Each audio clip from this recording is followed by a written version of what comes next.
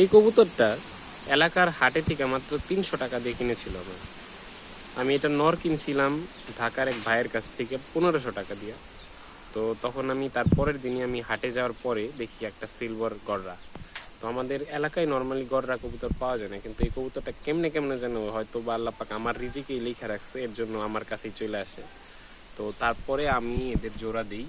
মাশাল্লাহ এদের যে বাচ্চা কাচ্চা হয় এক একটা পুতুল পোড়া, আর ফ্লাইংও মাশাল্লাহ অনেক সুন্দর, দেখতেও অনেক সুন্দর।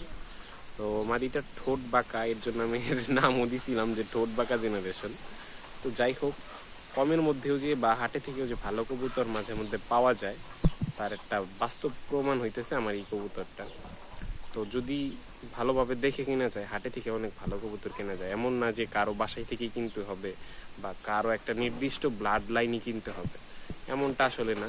কবুতর নিয়ে চর্চা করলে বা কবুতর নিয়ে ঘুরাইলে অটোমেটিকই ভালো কিছু পাওয়া যায়।